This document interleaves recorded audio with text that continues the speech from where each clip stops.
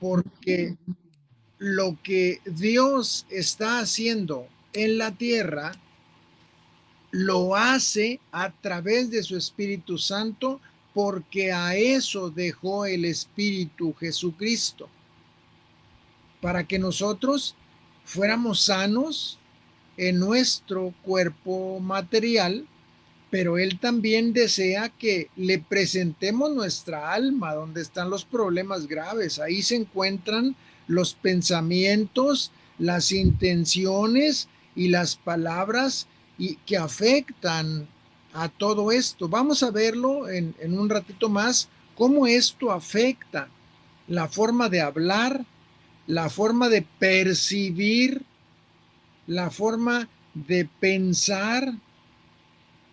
Todo esto afecta al cuerpo.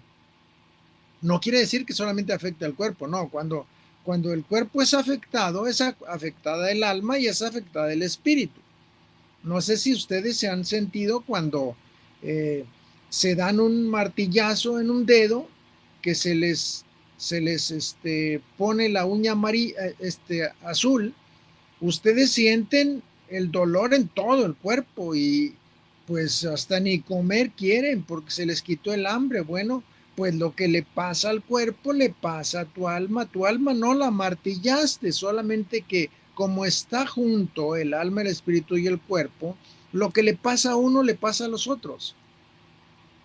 Y entonces, esto solo lo hace con tu consentimiento y cooperación. Cristo Jesús, cuando dejó el Espíritu, cuando Él se fue, resucitó y dejó el Espíritu a la iglesia, Él lo que va a hacer, lo hace cuando tú consientes, es decir, cuando tú pides que lo haga, cuando tú le das permiso que lo haga, pero no siempre es solamente el actor, el Espíritu Santo.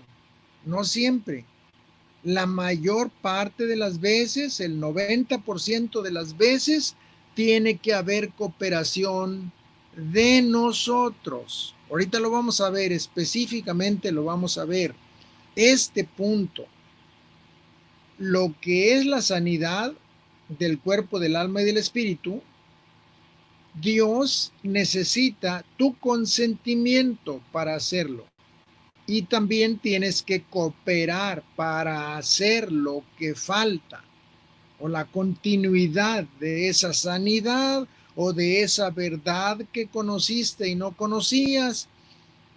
Todo lo que tú recibas del cielo tiene un propósito más allá de solamente sentirte bien, de solamente tener o de solamente ser.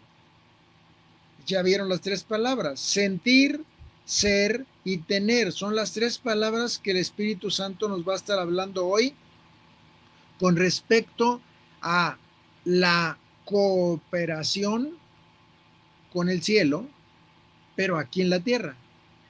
Porque tú eres un hombre libre, eres un agente libre. Solo que, como eres libre, tienes que tomar ciertas decisiones, pero con la ayuda o la guianza o el consejo del cielo.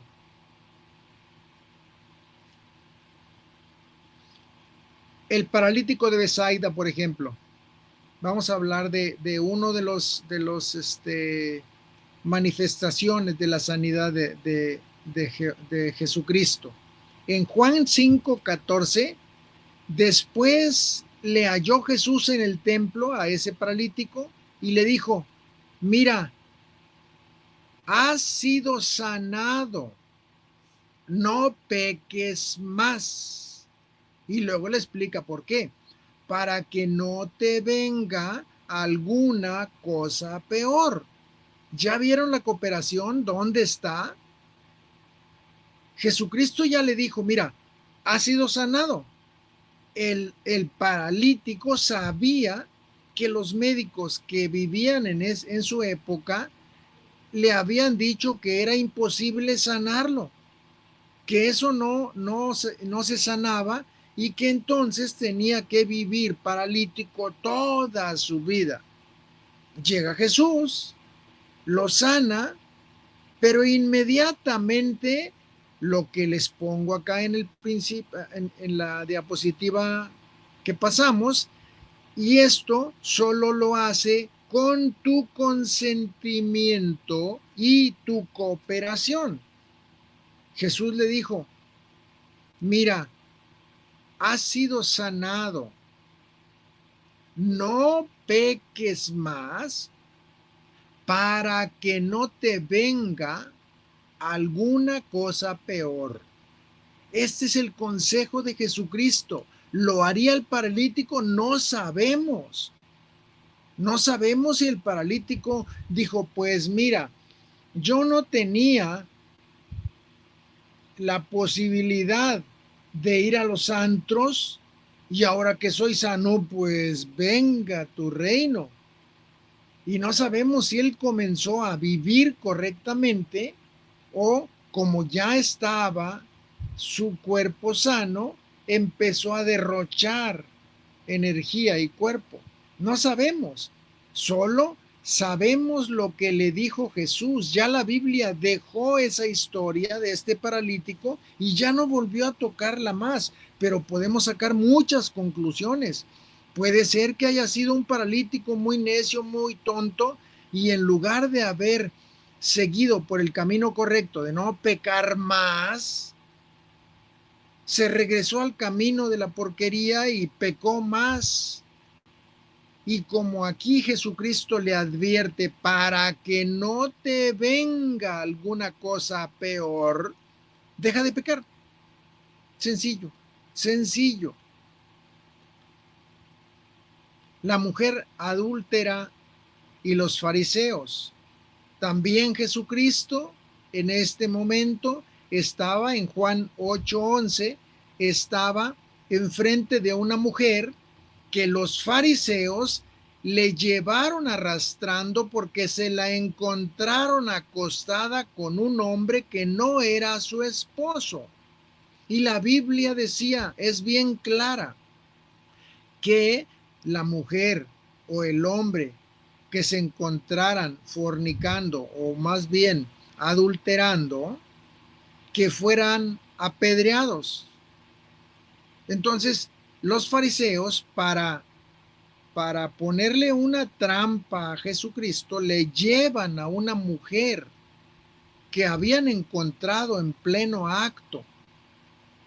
Enderezándose Jesús, después de que los fariseos se la aventaron ahí en la arena, después de que se enderezó Jesús y no vio a nadie sino a la mujer, le dijo, mujer, ¿dónde están los que te acusaban? ¿Ninguno te condenó? Ella le dijo, ninguno, Señor. Entonces Jesús le dijo, ni yo te condeno, pero miren, vete y no peques más. ¿Qué Dios, Jesucristo, estaba echando por tierra lo que Jehová Dios había dejado escrito, que se sabían de memoria los fariseos, y Jesucristo pasó por alto el reglamento de su Padre? No, lo que pasa es que Jesucristo vino a de una forma diferente a cumplir la ley que no pudieron cumplir ninguno desde Adán hasta antes de Jesucristo. Ninguno había podido cumplir la ley. La ley que Adán había recibido no era una ley por escrito, estaba escrita en sus corazones, estaba escrita en su corazón, en el corazón de Eva. Conocían exactamente cuál era la situación legal. Ellos conocían su situación legal en la tierra o en el jardín del Edén. Conocían exactamente cuál era su situación legal con respecto al juez del universo. Entonces, cuando vieron que ningún hombre, desde Adán hasta antes de Jesucristo, ningún hombre pudo cumplir toda la ley, y Jesucristo vino a cumplirla y dio el carpetazo a esa ley, significaba que Jesucristo era el representante de una raza diferente, porque en él la ley se había cumplido al 100%. Pero no quiere decir con esto que él estaba echando por tierra los mandamientos que Jehová Dios había dejado al pueblo de Israel, sino que él, en lugar de traer la ley, porque la ley, acuérdense que la ley dice bien claro, que el que pecare morirá. Entonces, esa es la conclusión de la ley. Pecas, mueres. Ah, bueno, pues la ley trajo muerte a la humanidad porque ninguno cumplió todos los mandamientos de la ley.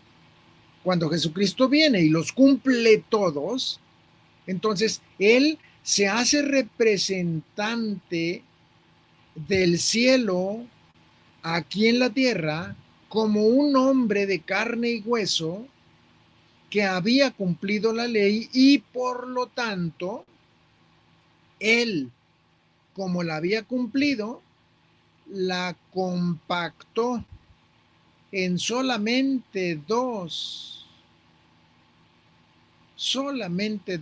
de todos los 365 mandamientos o leyes, como dicen los judíos. Entonces él solamente deja dos mandamientos: amarás al Señor tu Dios y amarás a tu prójimo. Con eso se cumple toda la ley y los profetas. Esto que estoy diciéndoles no significa que por eso echó a tierra los 8 mandamientos que faltan. No, no, lo que pasa es que Él compacta todo, y nosotros nos damos cuenta ahora. Amarás, ese es el primer mandamiento: amarás al Señor tu Dios y amarás a tu prójimo. Bueno, el amor, eso lo trajo Jesucristo a esta tierra para fundamentar la raza que Él iba a formar, la estirpe del cielo que iba a formar. ¿En qué está cimentado el reino? En el amor. Entonces, cuando Cristo encuentra a la mujer, no la condena, porque Él no vino a condenar al mundo, sino a salvarlo. Por lo mismo, Él salva a la mujer pecadora por las consecuencias que traían arrastrando el pecado de esa mujer y que se levantaban en contra de él, de ella. Por lo tanto, Jesucristo lo que extiende es el amor y le dice: vete, yo tampoco te condeno, vete, pero no peques más. Pero ¿cómo Jesucristo se va a atrever a decirle a una pecadora que le gustan los hombres que no peque más, por favor? Ah, lo que pasa es que en el momento que Jesús llega a esta tierra, Él trae consigo el Espíritu Santo, que vino a instalar a la tierra para transformar los moradores que se acercaran a Él. Por eso, cuando la mujer la traen arrastrando a la fuerza a los fariseos, la mujer responde y dice: ninguno, Señor. ¿Te condenó alguno? No, ninguno, Señor. Entonces, desde el momento en el que ella está respondiendo, no me condenaron, quiere decir, entonces, ¿cuál es mi posición ante el pecado? Ante la ley, ante el juez. Y el juez se levanta y le dice, yo tampoco te condeno, vete y no peques más. Miren, un pacto no, no aplasta al otro pacto. Es decir, el pacto del inicio de la creación, que fue el pacto que hizo Jehová Dios con la primera pareja en el Edén, el pacto de la creación está fundamentado en obras. ¿Por qué en obras? Porque el resultado de la mala obra que hizo Eva y Adán, el resultado fue la muerte.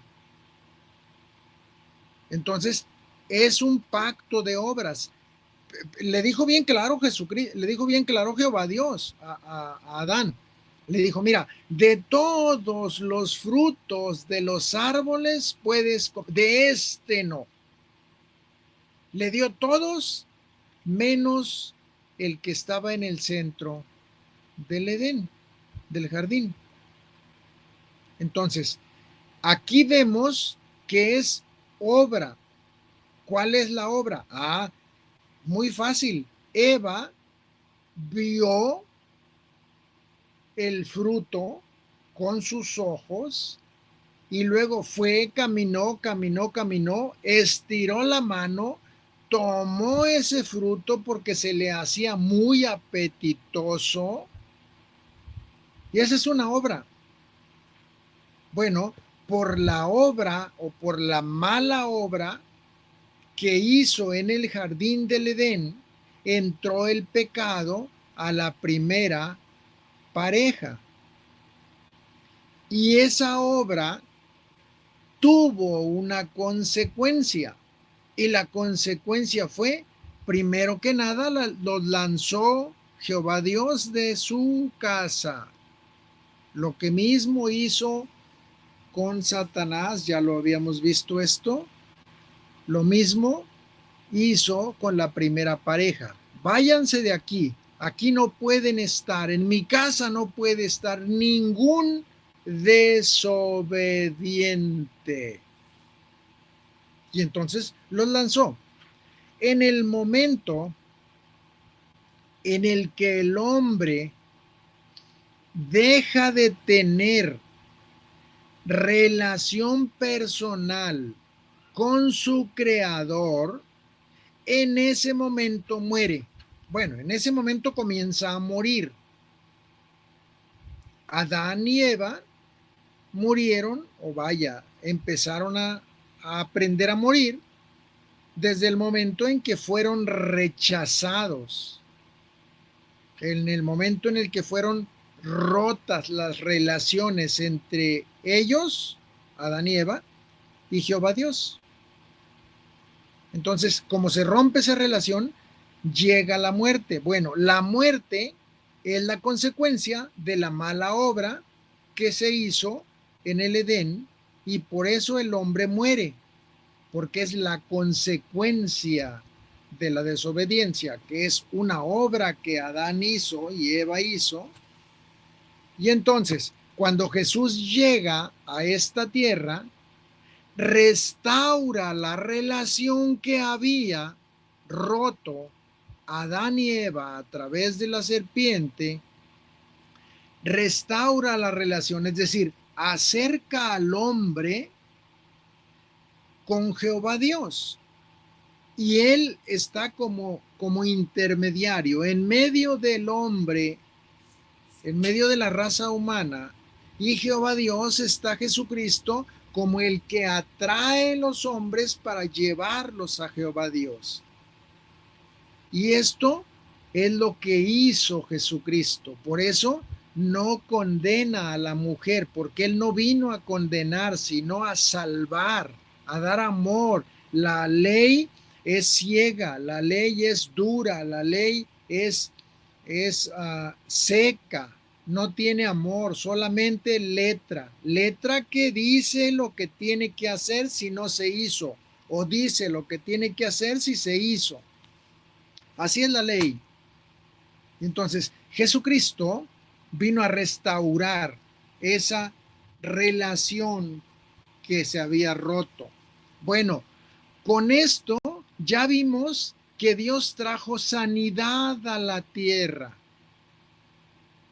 Pero yo tengo que hacer algo, ¿sí o no?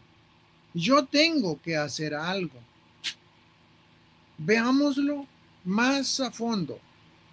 Por ejemplo, pon atención en esto, Roberto y César. Por ejemplo, les pides a tus hermanos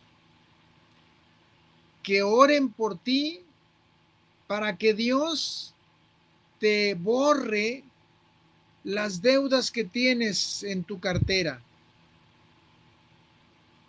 Y cuando Dios borra esas deudas, te hundes más. Porque como ahora ya tienes dinero de sobra para hacer compras que antes no podías hacer, te vuelves a hundir y vuelves a entrar al canal de las deudas. ¿Te das cuenta? Le pides a Dios que te quite las deudas. Ah, pero sigues gastando igual. En el momento que te las quita, sigues gastando peor porque ahora te sobra el dinero para gastar y comprar chucherías. Díganme si no es una incongruencia. Cuando le pides a Dios, oye, por favor, quítame las deudas, porque tengo miedo de deudas. ¿Qué es lo primero que vendría a tu cabeza? Ay, qué bueno que ya me quitó las deudas. Ahora sí ya tengo dinero para gastar. No, sería lo contrario. En el momento que yo ya tenga la libertad económica, bueno, pues ahora me voy a cuidar de ya no derrochar, de ya no malgastar, de acomodar mi cerebro, de no caer en las trampas comercialeras de televisiones y radios y propagandas de todos tipos, para que compra, compra, compra, compra, compra. Entonces, si tú le pides a Dios que te quite las deudas y Dios te quita las deudas, lo primero que tienes que hacer es agradecerle y después dejar de comprar si no tienes dinero. Mira otro ejemplo. Le pides a Dios que te quite la diabetes. ¿Y qué crees? Dios lo hace. Ah, pero ahora como ya no está alta tu azúcar, entonces comienzas a entrarle duro porque ya el azúcar está controlado. No es una incongruencia, hermano. No es una verdadera incongruencia. ¿Por qué le pedimos a Dios que haga algo y nosotros queremos seguir haciendo lo negativo con respecto a lo que ya hizo Él? Bueno, no vayan a pensar ustedes que esto es del pueblo de Israel. No, nosotros también nos gastamos los mismos créditos que el pueblo de Israel en el desierto y en la tierra de Canaán tenían y tienen, siguen teniendo problemas para poder hacer las cosas que Dios quiere que se hagan en su reino. Nosotros tenemos que ser más inteligentes, más astutos. Y si a mí me libera Dios de una enfermedad y yo sé que esa enfermedad fue por la causa de comer ciertos alimentos, pues no por el hecho de que ya me sanó, por eso digo, ahora sí tengo toda la libertad para seguir atascándome. ¿Me oyeron esto, hermanos? Es necesario que hagamos nosotros algo. Esto es lo que yo les decía.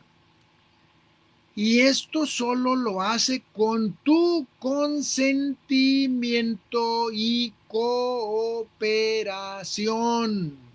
No caigas en las mismas situaciones que cayeron los del pueblo de Israel cuando los sacaron de la tierra de Egipto y encadenados los libraron, los pasaron al Mar Rojo y comenzaron a vivir como órdagos, como gente que no le interesaba nada, vivían igual o peor. Y Dios los había liberado de la cautividad. Esto es lo que Dios no quiere. Para que pueda el mundo desear el cielo, Ana, necesitamos nosotros reflejar el cielo. Para que el mundo se enamore del cielo, necesita el mundo ver que yo estoy viviendo como si viviera en el cielo. De esto se trata el Evangelio, de esto se trata la iglesia cristiana, de esto se trata el cristianismo, de esto se trata.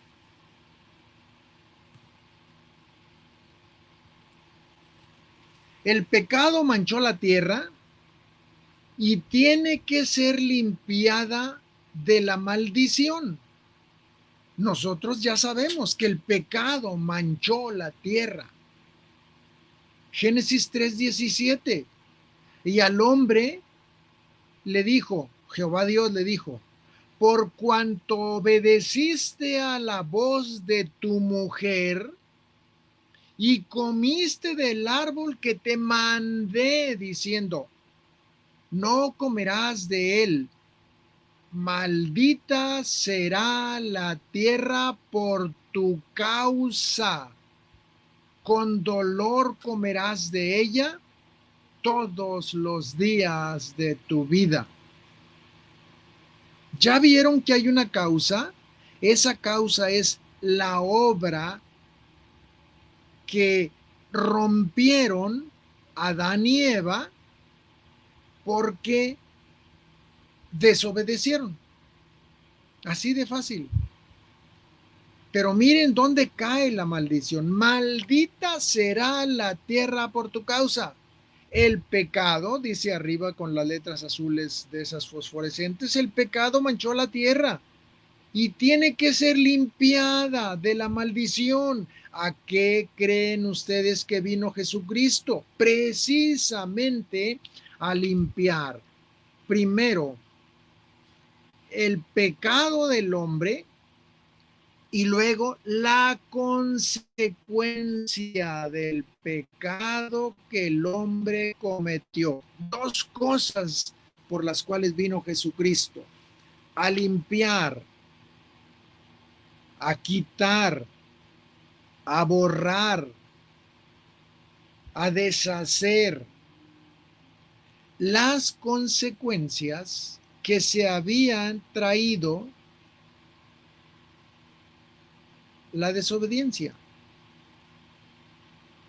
Bueno, Jesucristo, esto ya lo habíamos visto, Jesucristo vino y regresó, vamos a llamarle así, al hombre lo que había recibido Adán y Eva, que perdieron, pues no perdieron, sino entregaron en manos de Satanás la autoridad que Dios les había dado y el poder que Dios les había dado para controlar, gobernar y sojuzgar la tierra. Bueno, Jesucristo viene y le arrebata a Satanás con toda la autoridad, porque él fue un hombre sin pecado.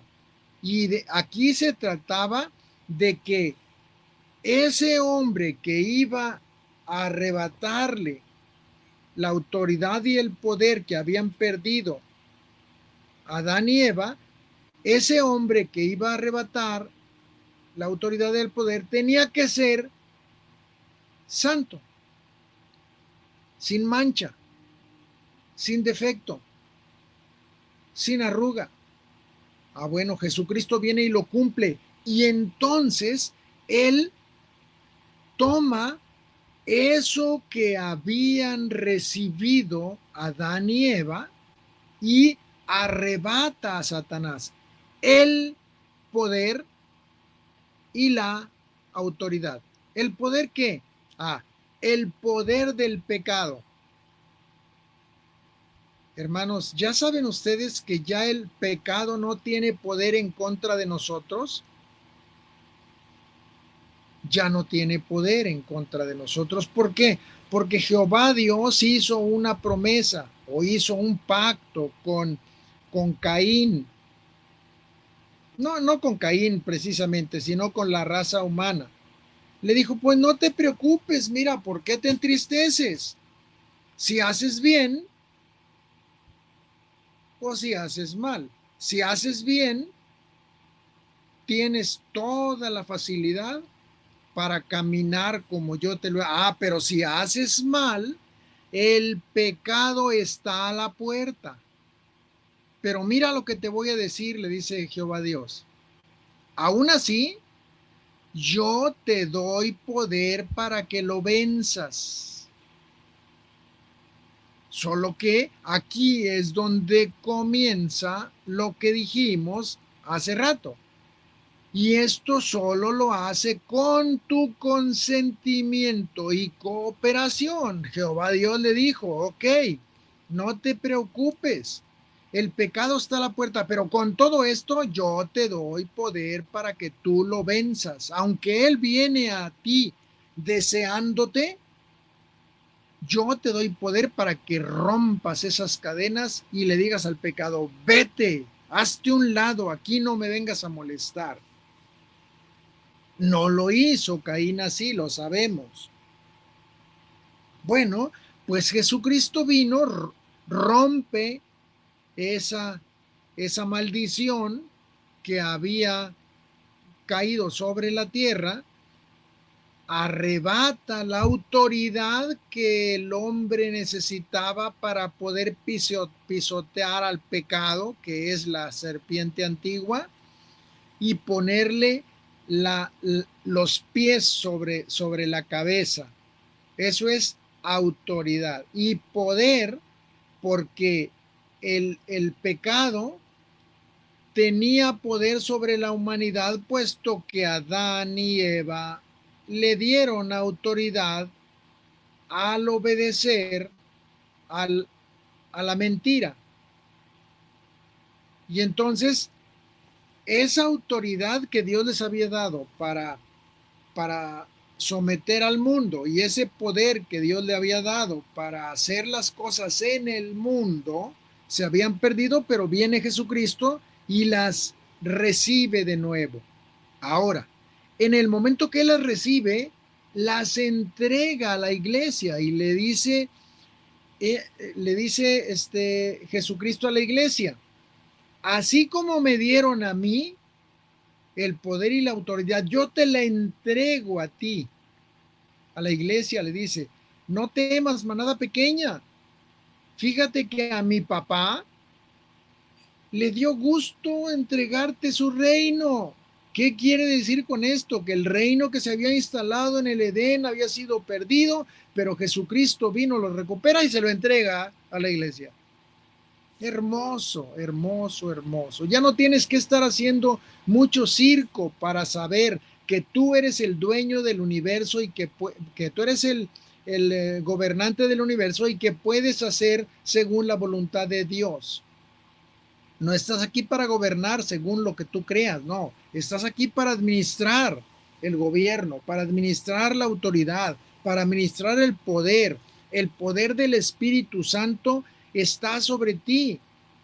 Y ahora tú puedes hacer eso que hizo Jesucristo, tú lo puedes hacer en su nombre para salvar los que se habían perdido, porque es todo esto, mis hermanos, todo esto tiene solamente un objetivo. Mi papá quiere que su familia se reúna de nuevo todos los días en su casa para cenar, para comer, para desayunar, para merendar. Nuestro papá le gusta tener toda su familia en su casa. ¿Y qué? Bueno, pues es el objetivo del reino. Para eso te enviaron a ti. Ve y rescata a todos tus hermanos. Tráemelos para acá. Yo los necesito ver para tratar con ellos algunas cosas que tenemos que corregir. Ve y tráemelos. Aquí déjamelos. Eso es lo que mandó Jehová Dios a nosotros. Por eso nos mandó aquí a la tierra. Esa es la hermosa bendición del reino.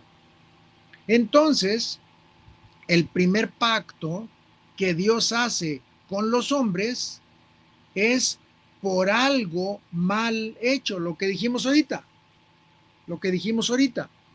Adán y Eva hicieron algo mal hecho, bueno, pues a eso le podemos llamar las malas obras. Es un pacto que no se cumplió.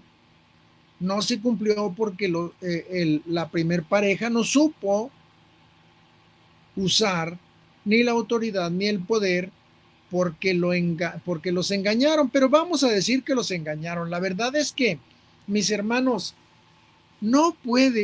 perdón, señor, perdón. Iba a decir no puede, pero no, voy a cambiarle.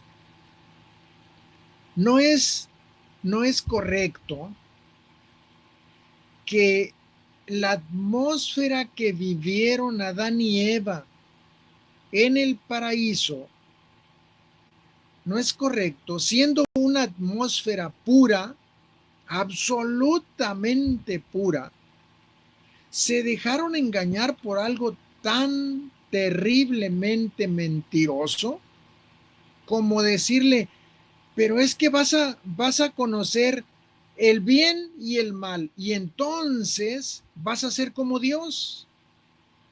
Mira nada más, dime si esto no es algo que debía haber pensado Adán y Eva correctamente y decir, pero bueno, pues yo soy igual que Dios porque yo soy hecho a la imagen de Dios primero. Y luego, ¿para qué quiero conocer el mal si conozco el bien? ¿Por qué me interesa a mí conocer el mal? Ah, no, pero Satanás les llega con la bandeja puesta. No, mira, si comes de ese fruto, Dios no quería decirte, pero pues tú tienes derecho a pensar, Dios no quiere que conozcas el mal, nomás quiere que conozcas el bien. No se lo dijo así, pero yo lo estoy tergiversando para que Eva oyera. Le dijo, pues vas a ser igual que Dios, conoces el bien y el mal, pero ¿para qué quiero conocer el mal si yo conozco el bien? No me interesa el mal. Pero esta es la mentira más sutil que se puede tomar como una media verdad. Y cayó Eva y cayó Adán. Entonces, ese, ese hecho trajo a la ruina al planeta y a los moradores. Romanos 8:21. Fíjense cómo esto ya lo vimos en Génesis 3:17, y luego dice Romanos 8:21, porque también la creación misma será libertada de la esclavitud de la corrupción a la libertad gloriosa de los hijos de Dios. ¿Ya saben lo que quiere decir esto?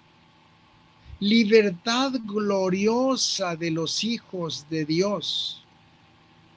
Si hay algo más hermoso que el hombre puede estar deseando, es la libertad.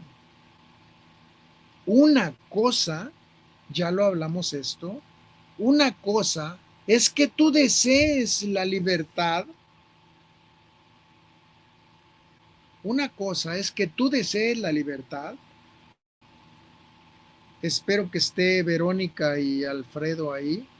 Y otra cosa bien diferente es que tú sepas vivir en libertad, porque vivir en libertad es la responsabilidad más grande que puede tener un hombre. Por eso Adán y Eva la perdieron, porque no supieron vivir en libertad. No es fácil vivir en libertad. Cuando se vive en esclavitud, tú haces lo que te dice el patrón y tan tan. ¿Por qué lo hiciste? Pues me lo mandaron. A ver, pero ahora vive en libertad. ¿Por qué lo hiciste? La serpiente, señor, la serpiente que ya sabes cómo es, las viborillas estas. Y me engañó. Oh, mira. ¿Se dan cuenta? No es fácil, pero es lo que Dios quiere que nosotros aprendamos a vivir. Eso es lo que Dios quiere. Ese es el meollo de todo el asunto al dejarnos aquí en la tierra, que aprendamos a vivir en libertad. Pero el hombre quedó degradado en todo su ser, espíritu, alma y cuerpo, como lo vimos ahorita. Fue afectado el cuerpo porque, bueno, fue tomada el fruto de ese árbol y sucede que se afectó el alma y el espíritu. Estoy hablando del espíritu humano. ¿Por qué el alma? Porque la mujer usó su razonamiento para concluir que era una verdad. No razonó correctamente y concluyó, no, pues sí es cierto, Satanás me está diciendo, bueno, la viborilla esta me está diciendo, me está diciendo la verdad, pues todos los que vivimos aquí queremos ser como Dios. Ellos ya eran como Dios, pero bueno, ok. Se debe sanar la lengua, la mente, las emociones y todas las acciones. Todo esto está manchado en el hombre. La lengua, la mente, las emociones, todas las acciones. Bueno, esto lo debemos nosotros saber cómo se cura, porque si no, vamos a tener problemas para poder llevar el mensaje a las personas que nos escuchen, porque van a escuchar palabras que no corresponden a una vida del cielo. Por eso necesitamos dominar nuestra lengua. Luego, nuestra mente, bueno, pues es la principal. ¿Por qué?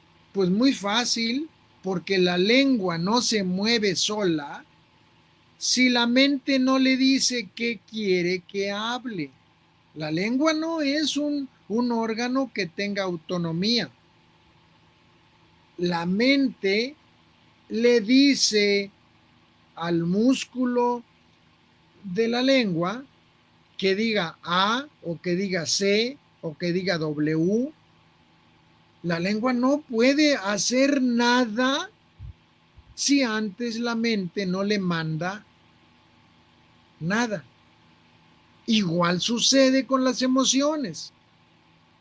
Tú no puedes tener una emoción X si antes no hay un pensamiento antes a esa emoción o una palabra antes de esa emoción.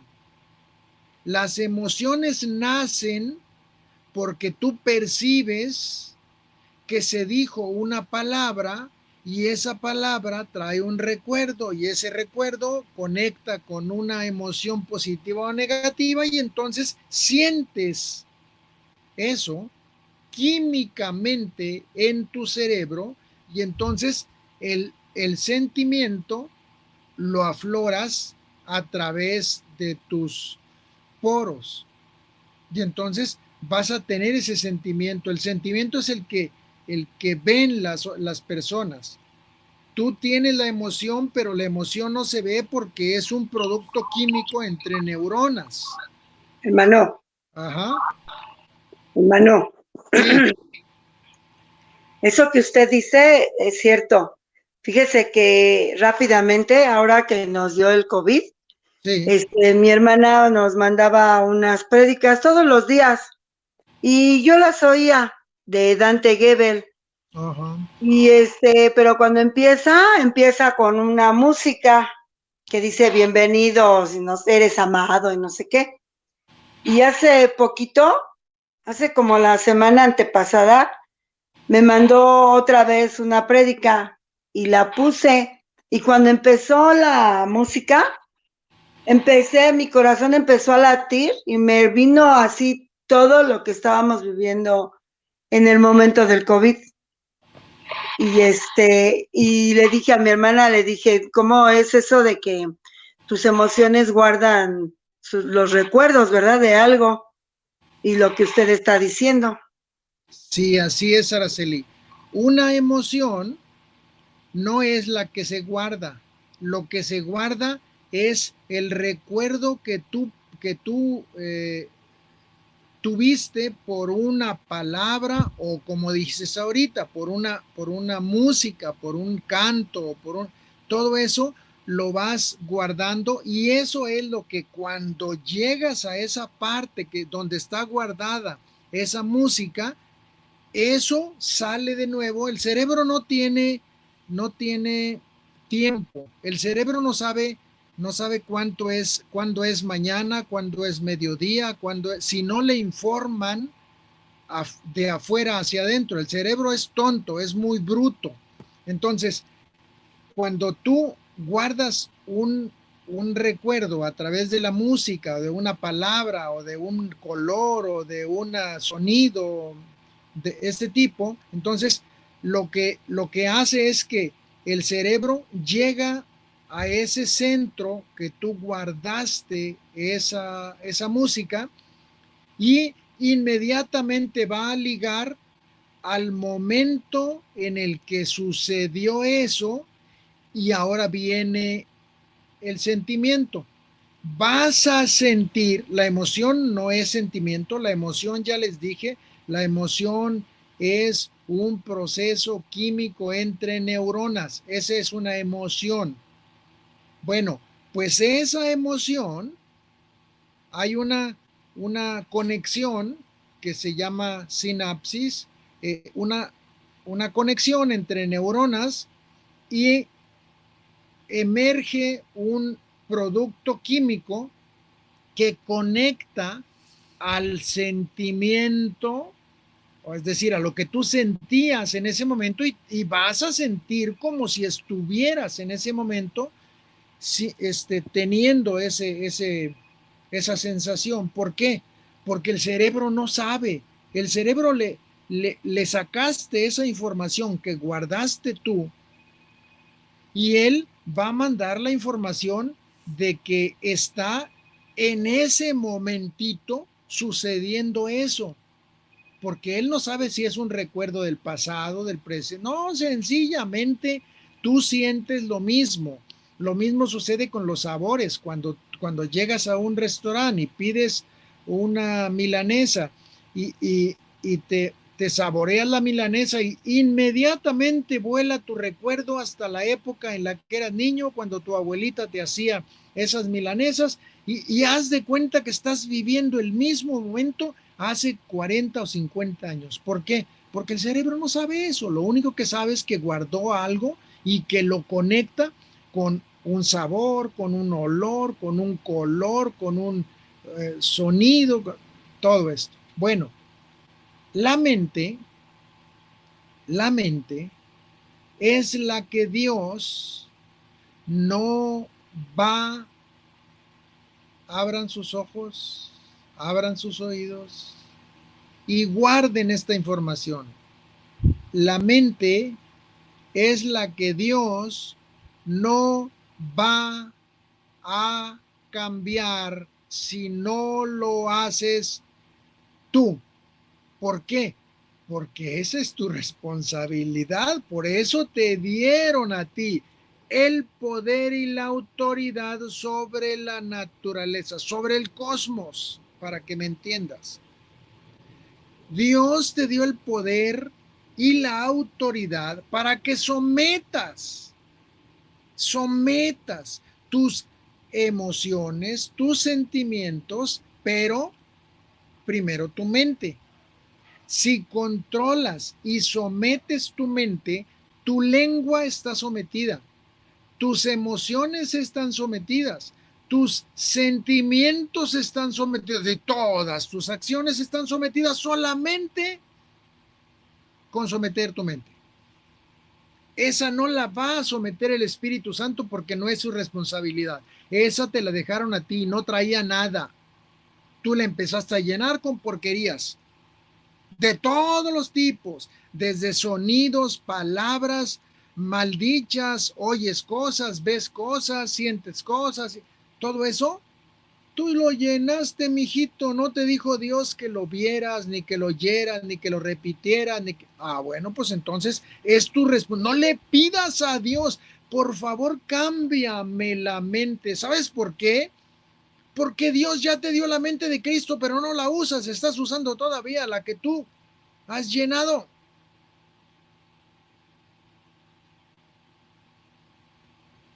Se debe sanar la mente para que cuando hables, hables como Dios. Para que cuando sientas, sientas como Dios. Para que cuando hagas, hagas como Dios. ¿Dónde está el meollo? En la mente. ¿Y dónde está la mente? La mente no está en el cerebro. La mente no está en las neuronas. No, no. Ahí solamente es un almacén de información. Esa no es la mente. La mente no está en las neuronas, la mente no está en la cabeza, la mente no está en el cerebro. Eso eres tú. Eso eres tú. Tú te hiciste como te hiciste por la mente, porque piensas como piensas, hablas como hablas. Porque piensas como piensas, haces lo que haces. Porque piensas como piensas, sientes como sientes. Entonces, ¿dónde está el problema? Ah, miren dónde está el problema, qué fácil. Está en la mente. Nada más cambia tu mente y cambias tú. Sencillísimo. ¿Y cómo se le hace a eso? Ah, pues esto es lo que yo quería llegar, porque aquí, precisamente aquí, es donde dice que Cristo nos puso su mente. Jehová Dios nos puso la mente de Cristo. Entonces, ¿cómo piensa Cristo? ¿Cómo habla Cristo? ¿Cómo siente Cristo? ¿Cómo acciona Cristo? Ah, pues muy fácil. Nada más, nada más. Pon atención, Araceli, leer la palabra. Ahí está cómo piensa Dios. Ahí está cómo actúa Dios. Ahí está cómo siente Dios. Ahí está cómo ama Dios. Ahí está cómo perdona Dios. Bueno, dijo el Señor, ve y haz lo que aprendiste. Le dijo aquel hombre que le dijo, bueno, pues dime quién es quién es mi prójimo. Y ya le contó toda la historia de aquel hombre samaritano y tan. Y le dijo, bueno, ¿y ahora qué? Ah, pues ya oíste, bueno, pues hazle lo mismo. Ve y busca a uno que le puedas ayudar. Así de fácil. Entonces, ¿qué necesitamos? Practicar cómo es que piensa Cristo, cómo es que siente Cristo, cómo es que habla Cristo, cómo es que acciona Cristo.